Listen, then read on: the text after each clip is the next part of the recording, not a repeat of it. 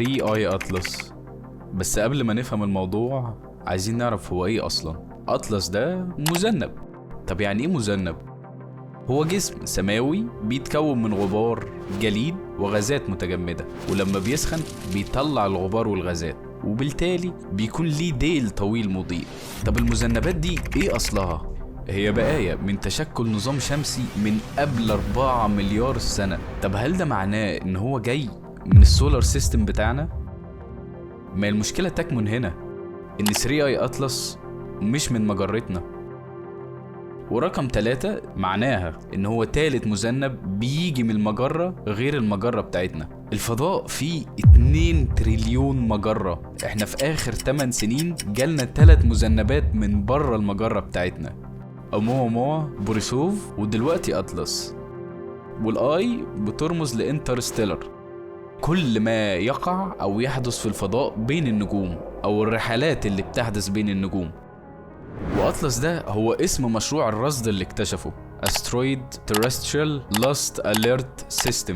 هو نظام آلي بيرصد بيه الكويكبات الصغيرة عشان لو هتصطدم بالأرض، بس ده قبل ما تصطدم فعلا. النظام ده بيتكون من 4 تلسكوبات في مواقع مختلفة، 2 في هاواي، 1 في تشيلي، و1 في جنوب أفريقيا، فبتقوم مسحة السماء زي الرادار كده. حلو، ايه نوع المذنبات؟ احنا عندنا نوعين، دوري وغير دوري. دوري ده بمعنى ان هي بترجع للسولار سيستم زي مذنب هيلي. المذنب بيكون ماشي في امان الله، بعدها جاذبية الشمس تشده لحد ما يقرب لها، يقوم لافف حواليها، يقوم جاري بأقصى سرعة لحد ما يبطأ، تقوم الشمس شداه تاني، وهكذا. بيكون دوري. بس أطلس مش دوري، يعني هو مكمل، مش متأثر بجاذبية الشمس بتاعتنا، وغالبا مش متأثر بأي جاذبية نظام شمسي آخر، لأن هو جه من مجرة تانية. فأنت بتسأل نفسك هو عدى على كام مجرة أصلا؟ طب هو مكمل لحد فين؟ نهاية العالم يعني ولا إيه؟ مذنب 3 اي اطلس ده اترصد في يوم 1 يوليو بتلسكوب اطلس، وبعدها اتنشر الإعلان الرسمي والتسمية بتاعته. وبعد الإعلان الباحثين رجعوا للأرشيف ولقوا إن كان فيه أصلا لقطات أقدم للمذنب من أواخر يونيو، وكمان هو كان قريب من المريخ، فعشان كده قدروا يرصدوه أحسن، لأن وانت على الأرض ما كنتش شايفه كويس، لأنه كان ناحية الشمس وراها بالنسبة لنا. وكالة الفضاء الأوروبية استغلت المركبة TGO اللي هي كانت حوالين المريخ، وطلعوا النقطة المغبشة دي اللي هي الهالة بتاعت المذنب. هو إنجاز لطيف لأن الكاميرا أصلا متصممة عشان تصور سطح المريخ القريب، مش هدف بعيد وخافت. وبالمناسبة هدف المركبة ده إن هو يجهز للمرحلة التانية. المرحلة الأولى إن هي بتستكشف الغازات اللي في المريخ وبتستكشف سطحها، لكن المرحلة التانية هي إقلاع مستهدف في سنة 2028.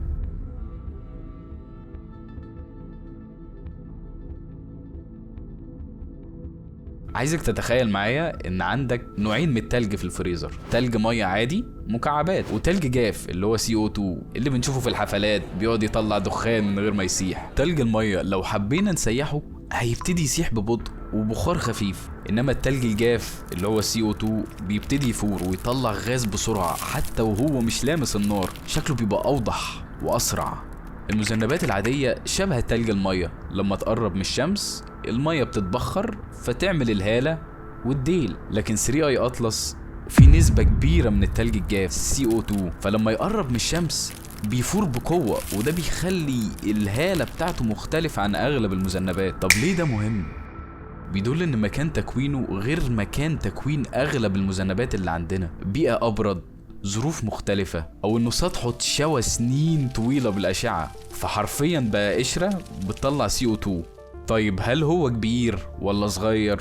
وبالنسبة لمين؟ غالبا حجمه بيتراوح ما بين 0.32 و5 كيلو ونص. طب احنا قسناها ازاي؟ احنا بنقيس المذنبات على حسب قطرها، فقانون القطر هو طول في عرض، واذا كان الشكل مش دائري بتضرب الطول في العرض في السمك.